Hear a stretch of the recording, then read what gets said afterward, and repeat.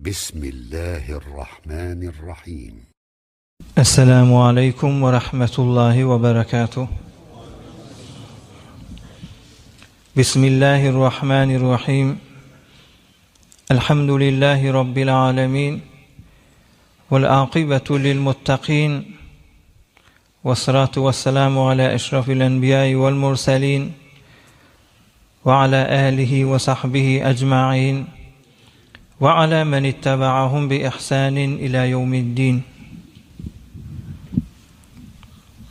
رضينا بالله تبارك وتعالى ربا وبالإسلام الحنيف دينا وبسيدنا ومولانا محمد صلى الله عليه وسلم رسولا ونبيا وبالقرآن الكريم حكما وإماما وبالكعبة الشريفة قبلة وبالمؤمنين إخوانا. Mehraban Huday Tebareke ve Teala hemmemizin ediyen taat ve ibadetlerimizi ahiretimiz avat bolsun, nep çekken zahmetleriniz, ediyen hayır dualarınız, tahammül ettiyen kıyınçılıklarınız ve başka näme hayrat ve ihsanat edilýän bolsa Allah Taala lütfu keremi bilen kabul edip belki hemmemizin iki dünyası avat bolsun inşallah. Hazreti Mahtum Aleyşan aytýar: her zaman mahtum oli halk içinde gezme, laf edip özüne diye beyleki musulmanlara ders. Her zaman mahtum oli halk içinde gezme, laf edip saklı gıybattan dilin yolunda gez, insaf edip kol uzatma köp fesada yor Hudadan gavf edip sofuluk esbabı hoştur, git içini saf edip bolsa möýmejek içim bu eski şali neylerem dipdir. Kol uzatma köp fesada yor Hudadan gavf edip sofuluk esbabı hoştur, git içini saf edip. Şumat insan täze könek giyerine bir hoş bolýar. Emma insan içi arasa bolsa, içi täzelense o beter nurani bolýar. O beter adama hedef verip süýjülük goýan zady musulmanlar. İçin hafa bolandan sonra, için möýmejek bolandan sonra daşyň awazarlarynyň peýdasy ýok. Men geyimge yenim peýdasy ýok. Börek yenim peýdasy ýok. İçimde bir dereklat bolsa diýipdir. Ey musulmanlar, şu oturşukdan hedefler näme? Bäri başysyň sogabyna aýtmasak, gaw amel etseň zendegileň dogurlanýar, onu aýtmaýly. Hudaý hoş bolýar, onu aýtmaýly. Bazatlar aýtmaýly musulmanlar, bäri başysyň peýdasy, şu oturşuklaryň peýdasy. Adam bir Hudaý Taalaň bir söýen bendesiniň gurrugyny eşdenni ýüregi açylýar. Ýürek açylýar diýeni kirlikden aýrylýar. Günah diýen zat insanyň ýüregini garaltýar, tutýar. Mar bir maşyny ýuwanda, içi daşyn arasalaňda menende näjire? Ey maşyny täze ýuwduryp geýende näjire? Hudaý Taalaň bir söýen bendeleriniň gurrugyny eşdeňde ýürek açylýar. Meselen bir mesal öreýli. Bir wagt Hazreti İbrahim ve Havva bir Hudaý Taalaň için dostunyň biri geçti diye üçlenji garanyna Peygamberimiz Aleyhissalatu vesselamdan üçlenji garyn sonra Hazreti İbrahim ve Havva bir gaty alim adam Hudaýyň dostu geçti diye. O bende Huda edermen adam etdi, ýüreğpäk adam. Beter de tevekkülü käňdi. Ay Hudaý Taala öz dogurlar işleri. Hazreti İbrahim ve Havva ýaly Tehran'da yaşap durmaklığı bilen zor Mekke-i Mukarreme, Medine-i Munawwara giderdi diye ziyaret üçün gidenne de zadu esbab alıp gitmerdi. Hemin tori Bismillah deyip dehret kılıp yolu düşerdi. Hudaý kökler ördü. Ne vesilesi var, ne iyibiçkesi var. Hudaý Taala da şoňa köklerdi diye ey musulmanlar. O benden aýtýan zadyny aýtmakam şoň bir ýagdaýyny aýdyn. O bende Huda bir wagt bir owadan geçip barýarmyşdyk. Özü gurrun berýär. Bir owadan geçip barýardym. bir Nesrani adama sataşdym. O Nesrani bilen maslahat bolup, "Ýör, nire barýan? Falan ýerik barýan. Men de sana ýoldaş boljak. Meselem Mekke-i Mukarreme, Haremeyn-i Şerifeýne barýan musafiret. 7-8 günlük ýol bar. Ýör sen de maňa ýoldaş bolsaň" diýip ikiz birigip ýola düşdi diýe. Şonda bir mykdar giderlerinden sonra 10-20 kilometr ýarym gün ýörýärlerinden sonra ýanky Nesrani diýdi diýe: "Ya rahibel Hanefiyye, ey pek dinin eýesi bolan, İslamyň eýesi bolan, İslamy ýüregine jaýlan musulman, kän ýöridik, ajykdyk inni Hudaýyňdan dile" diýdi diýe. Hudaý bilen öz araňdaky jerýany, irtibaty, guruslugy, Hudaý bilen araňy bildir, biz bir doýa illit diýe ajykdyk diýdi diýe. Gata azmaýyş, seniki İslamy kabul edipdiň. Bir gudratyň kökez bir päkliň diýdi diýe. Şonu ýanky Hazreti İbrahim Havwas diýdi diýe: "Ilahi la tufzihni ma hazal kafir." Ya Rabbim şu kafirin ýanyna men ýüzüm saraltma diýdi diýe. Bireme giderlerini düz ýerden marýarlar. Ne aýoglar bar, ne iwiçki bar. Bir mykdar giderlerini bir sıfıra ýazgyldy, bir tabak. Şu tabagyň içinde bir mykdar çörek bolmaly, bir mykdar şara bolmaly. Bişirgil şara kim mişiripdir düz ýerde? İnsan ýok. Bir küýde de gözüň ýaşy aljak durjasy. Hazreti İbrahim Havwas aýtdy, şonu allyk diýe gitdik. 7 gün ýol ýöridik diýe şo bilen. 7 günimize boldy diýe Hudaý Taala bereket berdi diýe. 7 günden sonra men soradym, ýene de diledim: "Ey Nesrani, indi sen noban geldi. Sen Hudaýa doga et. Öz bilen Hudaýyň arasyndaky gurruňy irtibatyny bildir" diýdim diýe. Şonu bir doga etdi diýe, näme doga edeni belli däl. Bir mykdar ýörýärlerini ýanky Hazreti İbrahim Havwas iken musulman, şoňa berilen tawaň, şo tabakdan 2 tabak, emme üstündäki arz 2 baraber diýe. Tawagy 2. Tawaň üstündäki goýulan arz, su, şara, çörek 2 hissedi her gaýsy. Şonda Hazreti İbrahim Havwas gaty heyran galdym, üýtgedim diýe. Kafir bolup durada şey dipdi. Gel iýeýlidi diýe, men iýmedim diýe. Gel iýeýli iýmedim. Ahyrda da diýdi diýe: "Fe inni ubashiruka bi bisharatayni." Sen ey İbrahim, 2 hoş habar bar sana diýdi diýe. 2 hoş habarym bar, gaýgysyz işin neydi diýe. Evvelkisi: "Eşhedü en la ilahe illallah ve eşhedü enne Muhammeden Rasulullah." Şahit bolýan Hudaý Taala'dan başga hiç bir ma'budi ýok we sen Peygamberin Muhammed aleyhissalatu vesselam Hudaý tarafdan çyn peygamberdigine iman getirdim diýip boyundan zynjyry, kafirlaryň bir belli zynjyry bardy diýe, şonu zyňyp ýerap berdi diýe. Evvelki boşlugy maşy diýdi diýe. İkilenji boşlukda hoş habarym, sen menden doga etdiň iwiçki dile Hudaýdan diýdiň. Şonda men näme doga etjegimi bilmedim. Ya Rabbim, şu benne sen ýanyňda nä mykdar hormaty bar bolsa, şu hormatyň mykdaryna bize iwiçki ber diýdim. Öňkiň 2 hissesi geldi diýipdir. Hazreti İbrahim we Havwas Hudaý bilen ýaşan adam, beter takwa, kän keramet görülen adam. Ey musulmanlar, şu gurrun bir ýüregiňi açýan gurrun. Şu gurrun insany bir täzeliýe, ýüreg bir giňiýe, gaýgylanşykýa. Ey musulman, şu gaýgydan çykmak näme alamaty? Şu jeleseden hedefe ýetjek bolýan. Şu jeleseden sogabyn agzamasak, Peýgamberiň hoşlugyna agzamasak, Hudaýyň hoşlugyny näme bilen çalyşak? Onu agzamaýas. Ahiretiň awatlygyna sebäp dünýewi zindigiň dogry bolýaşy aýdylýan gurrunlar ejra etse, o zatlar agzamaýan. Fakat şu ýüreg açylýar. Kän adam tefsire gelýär, wagtda dogry eşitmeýär, emma şu takbaramda hawa açylýar diýe. Hawa açylýan ýüreg açylýar şu gurrunlar eşip. Ey musulman, şu ýüreg açylmak diýeni kanuny edip bereň. Şu mahal Hudaý Taala büýürýär, wezifet ýa musulmanlara gawa adamlar bilen oturşyň diýip. Başarmasaňyz gawa adamlaryň ziýaratyna baryň diýe. Başarmasaňyz gawa adamlaryň gurrunyň agzaň diýipdir. Näme diýip?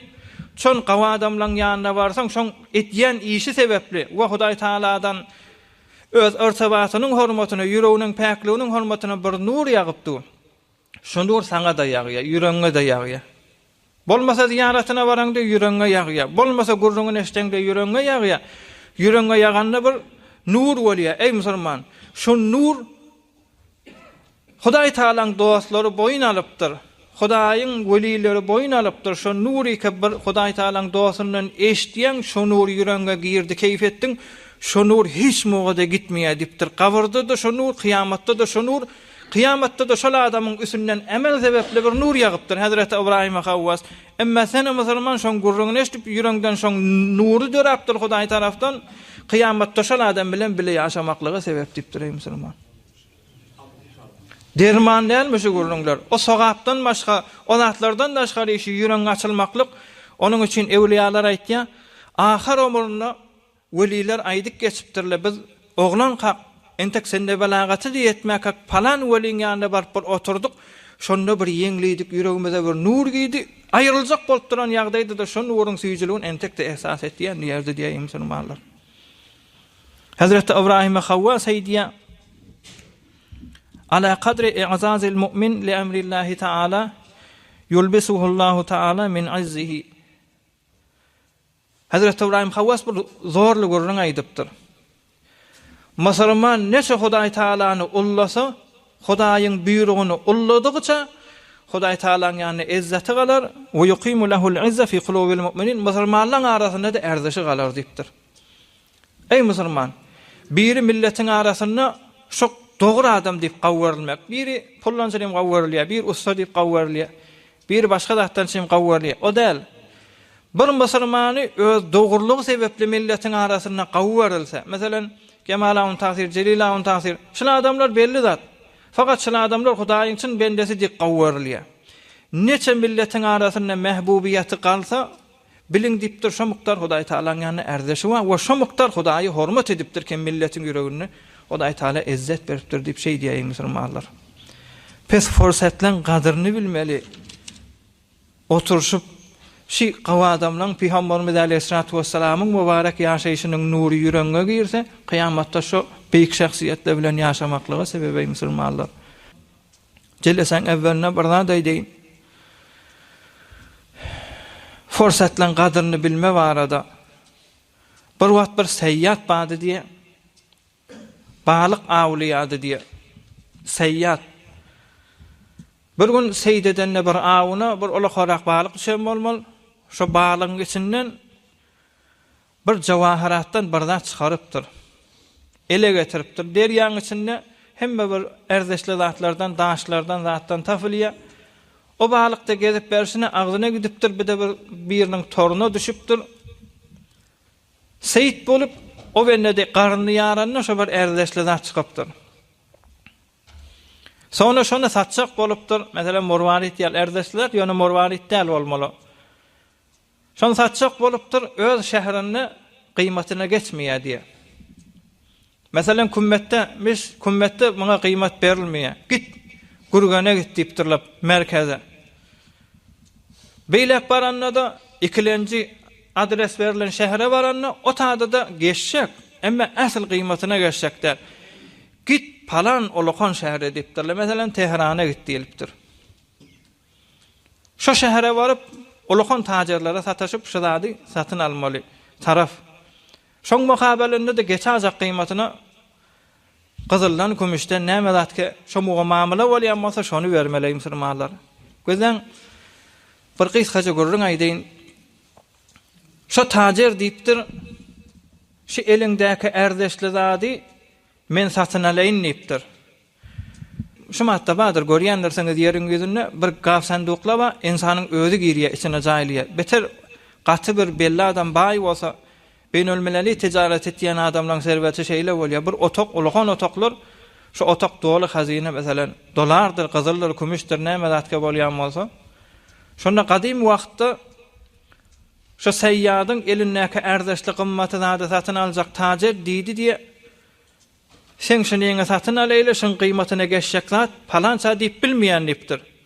Ýöne bir 3 otok bolmaly. Meselem Ulukon bir karhanejat Teheran'da bir ulukon bir eber kudret tacirle bilen muamele etjek bolsaň, olaň ediýän işi ýalak taşymatky ýalak. Deslap bir otoga salýarly, o otoga herkim girmeýär. Şo otok belli bir arwah bilen ki elinde bir kymmat zatlar we muamele ediljek. Şol adamlar şo otoga girip deslap iýiçmeli. Näme dadiki iýiçliýän zat bolsa şo otokda bar diýär. Bile iýiçki diýipdir. Aňardan ne ýene bir otoga salypdyr, ikilenji otok behterin düşekler, ýassaklar. Munda da bir moga istirahat etjek bolsaň istirahat jaýyň diýipdir. Ondan soňra üçüncü otok dolu jawaharat, gyzyldan, kümüşden näme dadiki serwet hesap bolýanmasa bir otok dolu. Oham ýanky seýýada awçyk aýdypdyr. Sençi elingdäki daşyň kıymaty näme? Şi jawaharat otoga girersiň, 6 sagat sana wagt bergen çekmäne diýipdir. 6 sagatda näme zady çekip biljek bolsaň, ulakon bir ambar bolmaly. Şo kıymaty şoň diýipdir. Näzire bir erdeşli zat bolýar, bu bir efsane däl musulmanlar. Şu mahal birji nemune erdeşli zatlardan görüň bereňside. Şumal kadim Yunanyň tebipleriniň arasynda bir senge pat zehir diýip bir daş bar. Şu barmak görýäňizmi? Barmak ýaljak öýdi. Bolasa ýumurtga ýalak. Bir kişicik daş, jiwiňe salam aldy. Senge pat zehir diýip kadim Yunanyň taryhynda istifada bolardy diýe. O daşyň hasiýeti näme? Onu Hudaý Taala şeýle yaradypdyr, ýa bennesi öz deskary edipdir. Onu Hudaý bilýär. O barada ettila ýok. Ýöneşmal kullu kuruya hakide ýeriň gözünde şo daşdan tafylasa şaýat 20 däne 30 däne şaýat tafylsyn. Şo daş Peygamberimiz Aleyhissalatu vesselamyň mübarek nübüwwetinden öňçe kadim Yunanyň tebipler istifade ederdi diye. Şonu istifade etjek bolarlaryny etegine bir şem ýakmaly, şo bir miktar gyzýar. Gyzanna şondan bir ýağ çykýar. Senge pat zehir, tahqiq etseňiz batyr. Şondan bir ýağ çykýar. Şo ýagy burydagi wasa elin kesilýär, içi görnüpdi. Bahyýa urmaly. Omugy bahyýa ýok, zat ýok. Şonu ýanky ýagy alyp şo dilinden kesilen ozubyň üstüne goýarlaryny erti tursaly öňkü ýalak diýýär, ýok ýalak. Yine bir ajaýyp geň zady, şo şeýle şämiň üstüne ýakyp dursaň ýaga çykyp durýar şonu. Geň zady şoň hajmy de kemelmiýär, wezn de kemelmiýär. Hudaý Taalaň bir ajaýyp eden zady. Gadymda 2000 ýyldan öňçe bir neferiň eline senge pat zehir bolsa, kulli ýeriň gözüniň danışmentler şey diýmiş, tebipler, Ebu Ali Sina ýalaklar şey diýetdi diye. Gadim Maqabl Islamyň Ebu Ali Sinalar o wagtda. Eger bir neferiň eline senge pat zehir bolsa, kullu kuruya hakin hemme jawaharat şoňky hesap diýerdi diye. Meger Hazrat Aliň defesine gylyş degmeýärmi? Mübarek sellesini kesip peýnisini kökediýär. Şonda ýeriň gözüne ady çykan tebibi getirerlerini eline imkanat ýok bolansoň bir dawar damak saldyryp, o dawaryňda öýkönni çykaryp, şu öýköniň içindäki lüýlän tapyp, şo bilen üfläp, çirkler, gaýlar serfilip, etekde Hazrat Ali radıyallahu taala dünýeden geçenek besterde ýatyp peýnisi göründü diýýär musulmanlar. Şonda diýipdir: "Ey emiral müminin, sen dünýeden geçen peýnin göründü" diýdi diýýär musulmanlar. Eger bir neferiň eline şo senge pat zehir bolsa şomuga setderset Hazrat Ali diri galjak musulmanlar. Şu mahal in hem adamlar we jarahatlar şedid bolýar, dewk ýenjekän bolýar, jarahatlar kän bolansoň em tafylman dünýeden geçmeýärmi? Oham bir nefer gyssan turan bolsa erdeşi we musulmanlar. Bu adamyň elinde de senge pat zehir diýip belli däl, şon ýalak bir kymmat zat bady diýär. Şonu girdi diýe evvelin otaga daş yerden musafiretler çekip gelensen iyidi diye detlap. İyenden sonra agrallı diye 2 saat iyip durdu diye kavuzatlardan, iyi viskiden, iyi nahardan, çaydan. İyenden sonra agrallı diye anarkıyım çok düşöklü otağa girdi diye yattı diye şanla. 2 saat iyiydi diye uykusu agralıp 4 saat yattı diye. Neçe saat vakti vardı? 6 saat vakti vardı. Ohum tacar ayağından kalkamda tur. Samsık adam tur dipdir. Onu ben zat alamak, alsan almazın fırsatın tamam oldu dip taşarıktan köverti eline kinal. Ey musulmanlar, Hudaý Taalaň dostlary mana derse diye köp guruhlar geçirmişdir bu ýurtlar. Neçe sinelerde rawşandyr dertler. 100 everdamından bir neçe mertler, bir neçeler ballayıp battı bolaya. Şol adam önce 4 saatdan çeken bolsa, servetlerden çeken bolsa, şu serveti bilen yatıp bilýärdi. İp bilýärdi. Hudaý Taala da insany ýerin gözüne 60 ýyl ýerip durýar musulmanlar. Bir näçe ýylyň ýatmaly giýje diýip, bir näçesini iýmeli, emma asl kıyamata gaşyn ýygnamaly servet.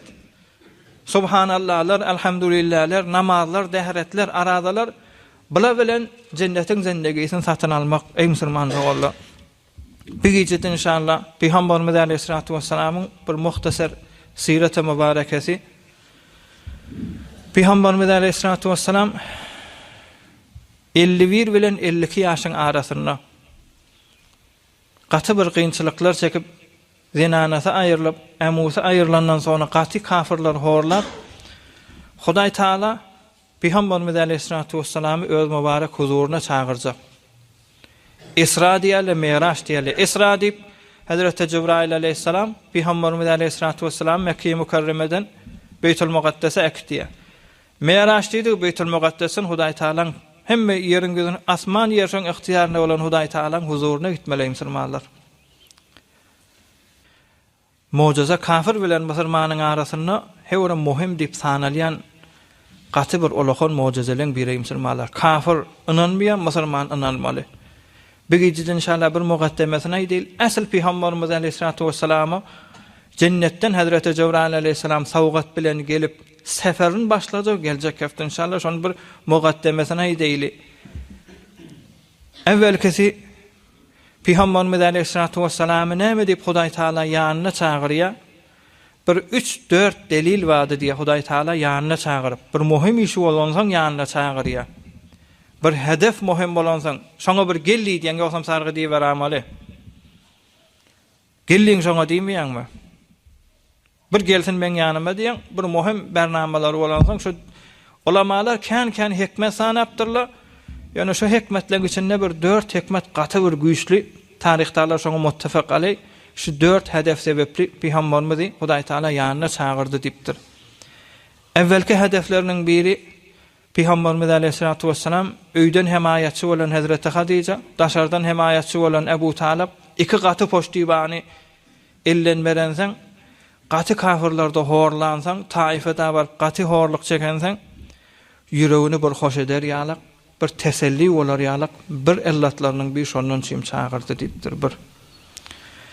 İkilenjisi Peygamberimiz Aleyhissalatu vesselam'dan öňçäki geçen peygamberlerin hemmesi orta düşýän ferişte kim? Hazreti Cebrail aleyhissalam. Özünden öňçäki geçen peygamberlerin hemmesi ferişten vesilesi bilen peygamberlik berilipdir. Ferişten vesilesi bilen de wahyler bolupdyr. Emma Hudaý Taala Peygamberimiz Aleyhissalatu vesselam'ı ullajak bolup, haslajak bolup bir wahyler we peýgamberiň ýörüýti özüne aýtmaly Hudaý Taala otak ferişte de var bilmeýär. Bedune ferişte bir ähkamlar aýdar ýalyk, bir sawgatlar, hediýeler berer ýalyk, şondan çym çağırdy diýipdir. Ýene bir allatlarynyň biri, hikmetleriniň biri Hudaý Taala Hazreti İsa aleyhissalamy 4-nji asmana garşyn çekýär. Hazreti İdris aleyhissalamy 7 gat asmany kökedýär. Peygamberimizden başga peygamberler asmana garşyn çağırlypdyr, galdyrlypdyr. Hormat sebepli Peygamberimiz Aleyhissalatu vesselam'ın hormaty olardan güýçli bolsun diýip, olar baran derecesinden aňyrrak, belki inşallah seyre melekutisinde görersiňiz Peygamberimiz bilen hem sefer bolanyňyzda jeleselerde ferişten barmany mundan meýlek bir ferişte gadam basmany ejazasy ýok diýip Peygamberimiz Aleyhissalatu vesselam ondan aňry Hudaý Taala gaşyn ýökejek gitýär musulmanlar. Üçüncü Allah tuşawally, dördüncü Allah'ta da ey musulmanlar dertleri gulak asyň. Bir wagt Peygamberimiz Aleyhissalatu vesselam intek tehajjud namaz buyurulmaka, tehajjud namaz bize mustahab. Emma peygamberlere farzmış. Giýjen ahyrky bölegini, giýjeni 3 bölsen, ahyrky bölegini ibadet etmek peygamberlere farzdy diýe. Peygamberimize tehajjud namaz farz bolmaka bir wagt ýatydy diýe keyf edip peygamberimiz süýjü kıyın içinde Hazreti Cebrail aleyhisselam 7 kat asmanın üstünde zikir edip tesbih edip duranını eşittirdi diye Hazreti Peygamberimiz. Näme bolu entek teheccüd namazı farz değil, entek 5 wagt namaz da belli farz değil. Ýöne Peygamberliň özüne de entek hususi bolan ibadet o farz bolmansaň Peygamberimiz käde ibadet ederdi. Ýogsam da gije eger işi bolmasa, zaty bolmasa istirahat ederdi diye bir wagt süýjü okudy ýatyka. Hazreti Cebrail aleyhisselam 7 kat asmanyň üstünde gije ibadet edip ýatyka teheccüd wagtda ibadet edip ýatyka tesbihini Peygamberimize eşittirdi diye. Şonu Peygamberimiz aleyhissalatu vesselam o ýonny diye. 7 kat asmanyň üstünden bila fasala fawran Hazreti Cebrail aleyhisselam geldi diye. Bir hedef sebeplemişdi. Munnaýdyn Peygamberimizi ýatan wagtynda hiç bir ferişte, hususan Hazreti Cebrail aleyhisselam ya Resulallah diýip turzmardy diye. İhtiram bolsun diýip tesbih bilen, zat bilen inşallah geljek heftede Peygamberimiz mübarek Miraja gaşyn, Esra gaşyn alyp giderlerine de näzire turuşy Peygamberimiz şonda da istirahatda ýatydy diye.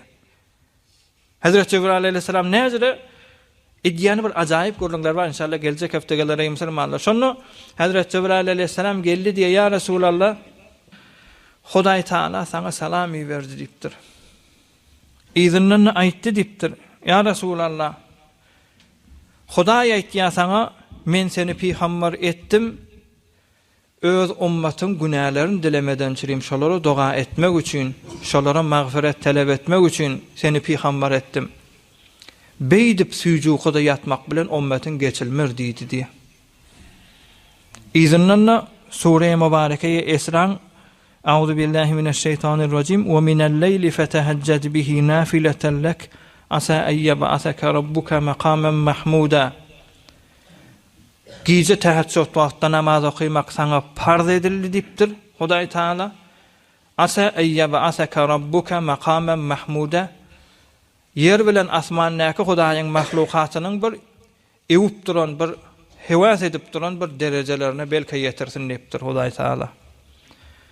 Şu mübarek aýany getirdi diýe. Şonu şu güýje, şu mübarek aýa gelenne Hazreti Cebrail Peygamberimize diýdi diýe ya Resulallah sen qyyn görmesen, qyyn bolmasa Mekkeň çölüne çykaýlydy diýe. Bilany teheccüd namazy farz etdi Hudaý Taala. Şu güýje Hazreti Cebrail aleyhisselam Peygamberimize diýipdir ya Resulallah eger qyyn bolmasa Mekkeň çölüne gideýli Hudaý Taala sana bir zat kököjek bolýar diýipdir.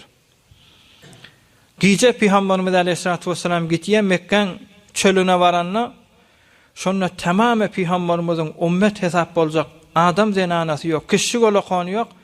Kıyamete çelim ummetiniň näme günah etjek bolsa Hudaý Taala şon telewizion ýala köközdi diýe musulmanlar perdeňe öne getirip. Mende eden hususi günahym da bar, ey musulman sizinki de bar.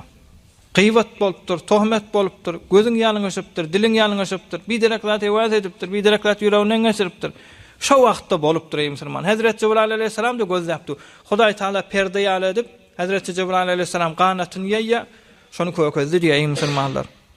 Oham Hazreti Cebrail aleyhisselam diýipdir, ya Resulallah bu günahları görýärmi ummetiň günahlarını? Bular seni heýwara aglamaly bolýan, dilemeli bolýan Hudaý Taaladan diýdi diýe. Şonda Peygamberimiz aleyhissalatu vesselam gaty gam bolup aglady diye. Ya Rabbim men bilen haýsy bir günahyny senden diläýin neydi diye. Bilen birinin günahynyň özü kan. Bir ummetin, bir insanyň 60-70 ýylyň içindäki eden günahy şo taýda tesbire çekildi diye musulmanlar. Ya Rabbim bilen haýsy birini men diläp alaýyn senden neydi diye. Şonu Hudaý Taala ýene bir aýy berdi diye. Euzu billahi mineşşeytanirracim. Ya eyyuhel muzammil qumil leyle illa qalila nisfahu aw inqus minhu qalilan aw zid alayhi ve rattilil Qur'ana tertila. Ya Resulallah sen ne miktar giyjany oya geçirsen şu miktar ummetin geçiler diýdi. Indi demmeýler. Näçe ýaşynda 51 bilen 52 arasynda. Näçe ýyl mübarek ömrü bar? 12 ýyl ömrü bar entek.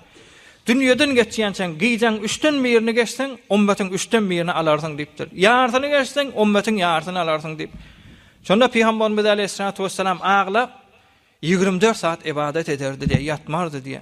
Erti bilen ne görsen aglap durandyr, giyje de görsen aglap durandyr, hatta tawarramat qadamahu şerifete. Şonda hatta mübarek baldırlar çiğişdi diye Müslümanlar. Beterken ibadet edensen. Peygamberimiz Aleyhissalatu vesselam'ı Hudaý Taala öz ýanyna çağırmaklyk gaty illatlar we güýçli illatlaryň birisi. Şonda Peygamberimiz beterken ağlansan, hatta dağlarda ağlanna Mekke-i Mükerreme seçdilerdi diye Müslüman uly bolup ağlardy diye ummetiniň günäsinden çyryp. Şonda asmandaky ferişteler anjymany durdu diye. Muharref ferişteler Hazreti Mikail ýa Hazreti Cebrail aleyhisselam ýa muharref ferişteler anjyp ağlamany durdu diye. Ya Rabbim, ey paky Perwerdigara, bir peýgamberi ki ahir zaman peýgamber bir günäsi ýok, bir günäkarlardan çyryp şeýle eziyet çekmelimi, şeýle anjymalmy, şeýle ağlamalymy, şeýle günahyn şondan geçmelimi diýip ağlaşdylar diye. Ondan Hudaý Taala şolara jogap bolsun diýip Peygamberimiz Aleyhissalatu vesselam'ı ahiretin azabından, ummetinin etçek günahlarından muttala edip wazifesinin güýçlüligini bildirmek üçin düz ýere akitdi gece tahajjud wagty farz edenden sonra işte inşallah gelecek hafteden meýlek Hudaý Taala öz ýanyna çağırmaklygy şoňa cennetin nygmaty ummetin eger dogurdursa, eger daýagdursa şu nygmatlar bar diýip cenneti bir suret tezende şumat meni näzere görýäňiz. Şun ýalak, şumat göze şu kagydy men elle görüp durun o ýolukda. Şular ýalak cennetin meýwelerini, nygmatlaryny gaw hem burnu bilen, mübarek burnu bilen, hem mübarek gözü bilen, hem mübarek kulagy bilen eşitip ihsas eder ýalak, tejribe eder ýalak Hudaý Taala öz ýanyna çağırdy diýe Müslümanlar. Gasy bir olakon bernamalaryň biri Müslüman dogully. Dersine leýli Peygamberimiz Aleyhissalatu vesselam beýleki peýgamberlerden mukarrep bolup Hudaý Taala gaty ýakynlamaklygynyň asbablarynyň bir hikmetleriniň biri Müslümanlar. Gaty tarihdalar agzany Peygamberimizi şeýle derejesini galdyrýanlar pesbältdi diýe Müslümanlar. Gaty pesbältdi diýe. Euzu billahi mineşşeytanirracim. Hel ata alal insani hinun mined dehri lem yekun şey'en mezkura. Ey jawan oglanlar, eşitmeli görüňşiler. Gysgaja dersir, mäkan görüňdir. Hel ata alal insani hinun, insana bir zaman geçti, üsünden bir zaman geçti insana ki lem yekun şey'en mezkura, insanın ady ýokdy diýipdir. Hemmemizin tarihi var. Dünya gelen tarihimiz var. Aňyrak barsaň can verilen tarihim var. Ondan öňçäsi lem yekun şey'en mezkura. 50 ýyl mendan önce men adym ýok ýeriňizde. Gurruňym ýok ey musulmanlar. 100 ýyl mendan önce de siziň hiç gaýsyňyzyň ady da ýok, bernamasy da ýok. Näme tekabbür etmeli? Peygamberimiziň pesbärliginden galafa aýdýas birje hekaýe edin, nihayet iki hekayet. Bir wagt Hazreti Aýşe Siddiqe radıyallahu taala anha gurrun berýär. Peygamberimiz Aleyhissalatu vesselam bilen ortamızda, aramızda bir tabak bardy, şonda çorba bardy diýe. Peygamberimiz ýyla bir gün ýa iki gün etten doýardy diýe, o da gurbanlyk gündü diýe. Ýogsa bir aýlap Hazreti Aýşe bilen ýaşaýan wagtlaryna da bir aýlap öýde ot ýanmardy diýe. Peýgamberiň mübarek ahlakyndan, mübarek ýaşap geçen zindegisinden arfa çörekden 2 gün poştara hem doýmady diýipdir. Şunda ise bir gün doýardy, erti doýulmerdi diýipdir. Käde bir aýlap üsünden geçerdi Peýgamberiň öýünde tafalasa, bol tafalsa bir näşdäni çüýrük korma bilen suwtdy diýe. Başga zat ýokdy diýe. Şonda ortada bir tabakda iwiçki we ýa-ni çorba, et zat bilen gaýnadylan zat bardy. İjek bolup otydyk diye. Hazreti Aýşe gurrun berýär. Şonda bir zenane geldi, hewre teleke zenana. Erk adam bilen heleýiň pargyny bilmeýän heleýitdi diye. Erk adam bolly, heleýi bolly, zenanak bir zenana sataşda berzine. Bir zenany erk adama sataşda berzine, birimi ýygnalmaly, birimi örtülmeli, birimi haýasy bolmaly, ütgemeli bir mukdar, kepleji ütgemeli. Hele sataşdy, erk adama sataşdy, bilmerdi diye bir şeýle bir denane geldi diye.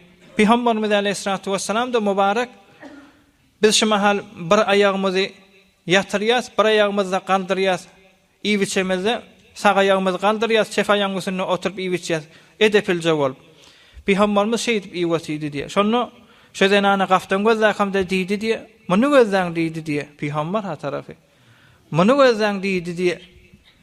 Öýne bir hyzmatkarlaň işi ýalak, o bir arwaplan eline bir hyzmatkar bolýa, berde bolýa, berdeden işi ýalak iýweti diýdi. Sonra Peygamberimiz diýdi diye, "İnnema ana abdun, men Hudaý Taalaň bendesi, gol ýalak oturýan, gol ýalakda iýen, gel sen de iýsen" diýdi diye. Sonra ýanky biýedepçilik edip, "La illa an tut'imani biyedik." İýmeýän neydi diye, özünden razy denanlaryň biýirdi diye. İýmeýän neydi diye. Meger özüň bilen iýdirmeseň diýdi diye. Şonda Peygamberimiz Aleyhissalatu vesselam Allah diye eline ýanky mübarek huruşdan zatdan alyp iýdirjek bolany ýok diýipdir. Çeýnemene howsala ýok, çeýnät bilmeýän diýipdir. Çeýnejek gasen çeýnäniňden ber maňa diýdi diye. Taryhda gelipdir şu görülen musulmanlar. Hazrat Aýşa da heyran galwaty diye. Şu agzyňdaky çeýnelenden ber men ýudamaly bolsun diýdi diye. Şonu Peygamberimiz Aleyhissalatu vesselam mübarek agynda bir näçe dogramsa bir mukdar çörek mübarek öl agzy bilen edip awradypdy diye şonu çykaryp berdi diye ýanky denany şonu iýdi diye.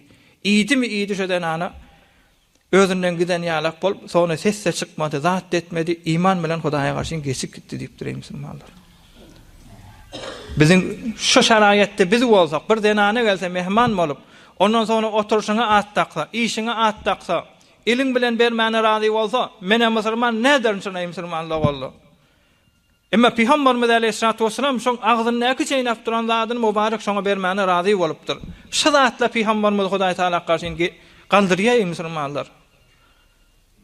Şol adamlar pesbäl geçipdir. Biz biň heme günahlar bilen Peýgamberi aglatdyk musulmanlar. Kıyamatda insandan sual edilse, mene musulmandan sual edilse, sen eden günahını Peýgambere tesvire çekirli, Peýgamber da sen günahını gam bolup aglady diýse, bize şondan ulukon tutulmany nime gerekdi aly musulman bahane gerekdi. Şol adamlar pesbäl bolup şu derejeye ýetipdir. Biz de pesbäl bolsak Hudaý Taalaň ýanyna gaty derejeleň biri musulman dogurly. Gaty tekabbür kän elipdir, gaty mellik kän elipdir. Hiç kime hawaraty bolmaýan zaman bolupdyr musulmanlar. Bu gawzat däl. In hemezendegiler dar gapdy. Bir-biriniň kefin çekmän dargyya. In heme oglan uşaklar ey musulman hotgoşy kän elipdir. Gulak öwrenşipdir indi hotgoşy. Näme diýip? Dädesi çagan terbiýet berjek bolýar. Bir awreýli hanawada teşkil berjek bolýar. Oglan öz diýeni bolmaly, tekabbürden doly gursagy özüni helaketliğe göberýär. Gyz özüni otlak göberýär, semitçiýär.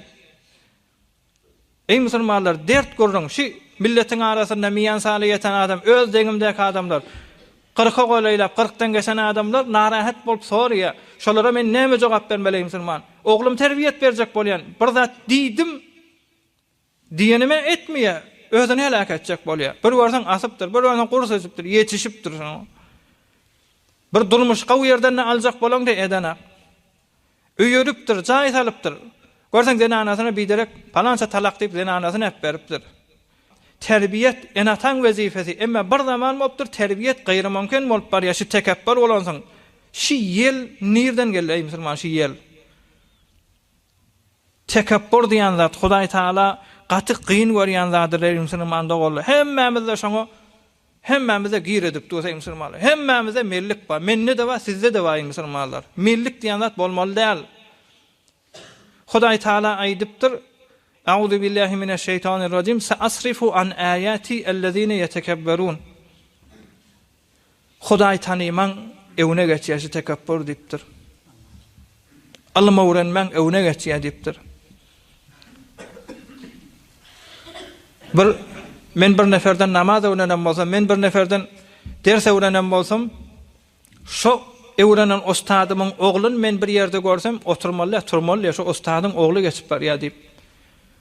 Emma jamiada görýän ustady tedrisin gatyrak tutarlygy sebepli ýa bir kakmalarlygy sebepli zat galaşyp berleýär musulmanlar. Dini ustadlaryň arasynda. Peygamberimiz Aleyhissalatu vesselam aýdypdyr: "La yadkhulul cennete men kana fi qalbihi misqalu zerratin minel kibr" diýipdir. cennete girmer diýipdir. Ol bir adamy ki ignaň uju aljak. Şoň ýüreginde bir däne aljak, şoň ýüreginde tekabburluk bolsa, biderekçilik bolsa, ol adam cennete girmer diýipdir. Ohan Peygamberimizden sual edipdirler: "Ya Resulallah, biz awadan könek geýýäs, awadan ýaşatymyz gelýär diýen o bir gawzat. Hudaý Taala da awadallyk arasylygy gawwer ýedipdir. Tekabbur diýenim diýipdir, milleti özüňden pes saýmak diýipdir Peygamberimiz."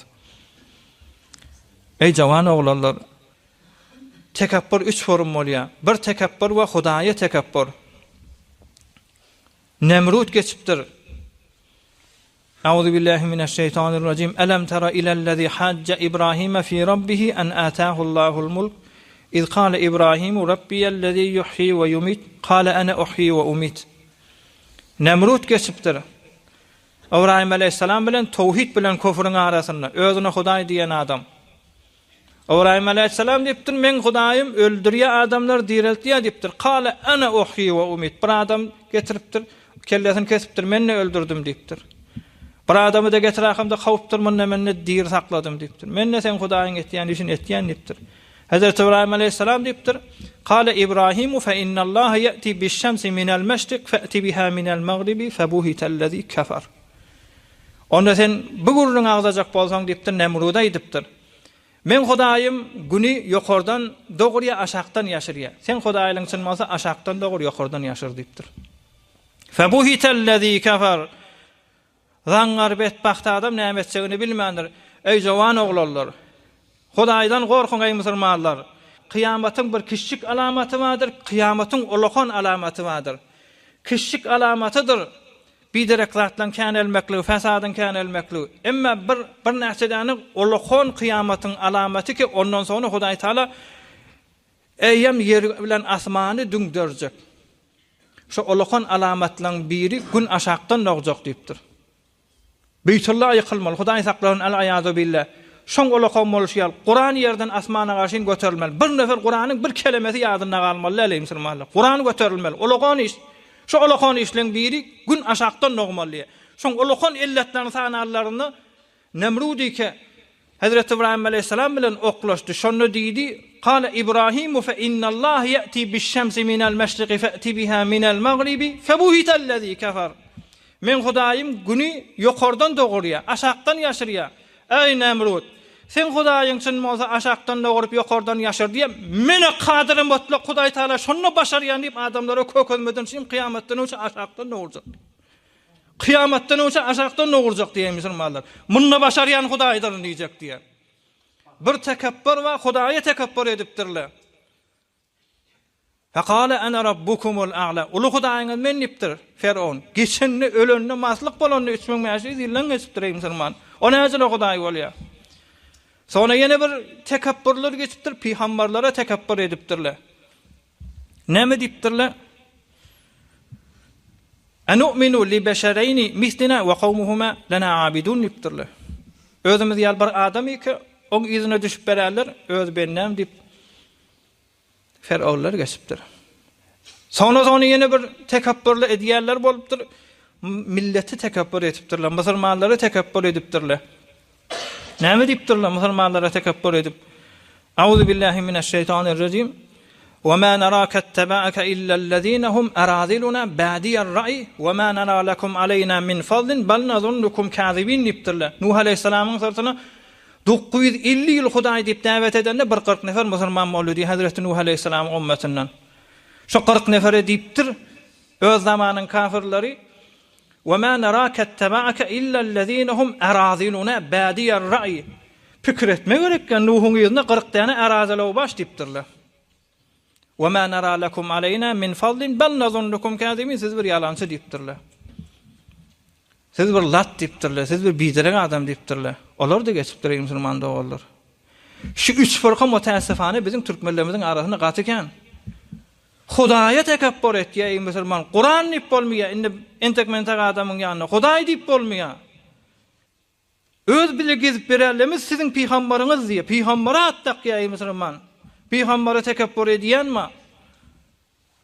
Millete de tekabbur etýän ekstra musulmanlar %99'suna ören bir pir ya pirzade olakan ustatly ýal bir zat bolanmasa, musulmanlara at takmak, gaty ahireti yakmakdır ey musulmanlar. Peygamberimiz Aleyhissalatu vesselam aýtdy: "İnna Allaha gafara li bagiyyin min bagaya bani İsrail" dipdir bir mübarek hadisinde. Hudaý Taala bagy diýeni ustatlar bilýänler. Bagy diýeni bir hetden aşan bir lat milletin arasında bir biderek tanylýan adama bagy diýerler. Ýoldan çykan diýdi. İnnallaha gafara li bagiyyin min bagaya bani İsrail dipdir Peygamberimiz. Geçen ummatlardan Banu İsrail'den milletin arasında lat tanylýan bolsa, milletin arasında biderek tanylýan bolsa, erdeş berilmeýän bir pes hesap edilýän Hudaý Taala geçdi dipdir. Şoňa bagy dipdirler, teleke dipdirler. Biz Hudaýa diýmeýäs, Hudaýa degýärler bizden güýçlü bolýar. Peýgambere degýärler bizden güýçlü bolýar. Biz oňa zat diýip bilmeýäs. Hudaý tawfyk bersin. Emme musulmana at takyp özüni ýokary tutup tekabbür etýänler. Şunu bilin, şunu düşünün, zindigiňiziň asasy bolsun. Meniki milletin oguluna at takýan öz oglum gönent bermer. Meniki milletin öýüne at taksam öz öýüm gawwaly bilmer. Meniki milletin zinanasyna at taksam öz zinanam hiç kim kişa bolup bermer. Meniki milletin işine at taksam özümki hiç kim kişa bolar. Meniki milletin ibadetine at taksam öz ibadetim hiç bolar. Meniki milletin namaz okuyuşuna at taksam, azan çekişine at taksam, imam boluşuna at taksam, milletin gizip berişine at taksam, özüm onça bolup bermen Hudaý Taala'nın ýanynda ey musulmanlar. Bir wagt Hazreti Musa aleyhisselam Hazreti Attar Neşaburi bir hekaye dik getirýär. Bir wagt Hazreti Musa Hudaý Taala destur berdi di ahirkyja gurrun. Hak Taala goft ba Musa biraz qahir az iblis remzi juy baz. Hazreti Attar diýär. Bir wagt Hudaý Taala Hazreti Musa aleyhisselamy dipdir, git iblis taňa bir ders öwretjek bolup duşma şondan bir ders alypdyr. Ona Hazreti Musa aleyhisselam dipdir, iblisten näme ders almaly men dipdir. Ona git dipdir. Şo zaňlar bilýär dipdir. Hudaý aýtdy diýe saňa bir ders aýdar dipdir. Şonda barypdyr Hazreti Musa aleyhisselam iblise sataşypdyr. Ey iblis, Hudaý Taala wahy etdi maňa. Git iblisin ýanynda bir ders aýtjak bolýar. Şo dersi näme diýenni?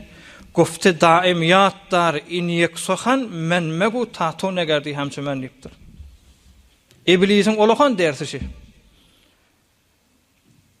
Gufte daim yatlar inyek sohan menmegu tato negerdi hamçımen. Men nime dipdir şeytan. Ey Musa sen olul azam peygamber dipdir. Şeriýeti verilen peygamber. Men boljak bolsaň men kendi dipdir. Men ni berseň men bolaryň bilmäň alarsyň dipdir. Taplo etdiň ýazyn, gufte daim şeytan yatlar inyek sohan menmegu tato negerdi hamçımen. Bu bir kemlik eyle kemal var, menmellikde zawal var, her başda bir hyýal var diýip Hazreti Mahtum Aleyhisselam aýtýandyr. Özüň kiçi saýsaň, neçe bagyň meýwesi kän bolsa sallanýandyr. İnsanyň neçe Hudaý Taalaň ýanyna erdişi kän bolsa sallanýandyr. Men alim diýip, o hemmekse at berenden alim bolup bermer. Men hemmezre Kur'an okuyup bilýän diýip milletin Kur'an okuyuşuna at beren adam öz dogry Kur'an okuyup bilýän nädir? Bilse de Hudaýyň ýanyna erdişi ýokdur ey musulmanlar. Bu barada tekebbür barada gaty aýdylmaly görünen kändir. Ýöne zindigimiz dogurlaýlyň, millik edmäýliň. Bir wende ýykylsa şoňa ýürekden narahat bolaýly, pes bolaýly, istiwa edipdir. Eliň maňraýynda goýup istiwaňy boýun almak gerek. Bir wagt Peygamberimiz Aleyhissalatu vesselam bir jeňe kafirler bilen guruşmana barýaka iýbiçki wagt boldy diýe. Şonu bir dawar ýykyp şonu nahar etmeli. Ya Resulallah biz başlaýlymy? Başlaýly dipdirler. Onu bir dipdir, mene damak çalıp beren dipdir. Bir dipdir, ya Resulallah menne yüzü bilýän dipdir. Ya Resulallah menne dogry bilýän, gaw başarýan dipdir. Gawja ýerine getirip sünklen awratman gawja dip tikeläýin dipdir. Bir dipdir, ya Resulallah men oduny getireýin dipdir. Bir aşpezi başarýan dipdir. Ohan Peygamberimiz Aleyhissalatu vesselam menne gidip oduny ýagnaýyn dipdir. Şonda ya Resulallah men özüm oduny getireýin, hemmemize de bolar şu odun diýende Peygamberimiz dogry dipdir sen getirjek. Ýöne Hudaý ýokuş görýär dipdir bir adamlar Hemmesi hedefi bir bolandan sonra bir arasından saylanyp özüni ýokary tutman gyn görýär. Men otursam Hudaý ýokuş görermi diýen. Menne odun ýygnajak diýdi diýen musulmanlar. Pes gayrat edelim, mellik biderek zatdır. Hudaýa mellik. Hudaý diýenden sonra bir adam günahkardır. Günah indi istirari barmaly bolsaňyz Hudaý Taala'nın ulladan bolan ay adam fakir günahkar diýden günah edin. Benim moğada günah bolmaly bolsa. Peygamber aýtdy diýse peygamber jaýynda dursun. Musulmanlara da aýtdym. Bir neferin bir zadyny gen görseň ya at taksaň öz zendegiňde. Biziň zendegimiz dargan şo diýip musulmanlar. Oňa at takdyk, özümiz boş kaldyk. Näme eýe bolar? Hiç zat eýe bolmady musulmanlar. Ihlas edip oturduğunuzda musulmanlar Hudaý Taala Peygamberimiz Aleyhissalatu vesselam'ın mübarek erdişinin hormatyna Hazret İbrahim Havvas ýaly gaty Hudaý Taala'nın dostlary geçipdir. Bizde erdiş de yoktur ey musulmanlar. Bizde obahat da yoktur, takwalyk da yoktur. Yani şol adamlar agdyýas, şolaň bereketi ýürege geçip kıyamatymyz bireme ýakty bolsun diýär. Belki şu Peygamberimizin mübarek gurrunlarynyň hormatyna yüreklemez ýakty bol, gawrlamaz ýakty bol, dünýämiz ahiretimiz awat bol. Peygamberimiz Aleyhissalatu vesselam bilen cennetde hoş bolup ýaşamak hemmemize nesip etsin inşallah. Nefere bir elhamdülillah hepetleri dua edelim. برای مشاهده ویدیوهای بیشتر به کانال یوتیوب سخنرانی های علماء ترکمن سر بزنید، مشترک بشید و منتشر کنید، اجر ببرید.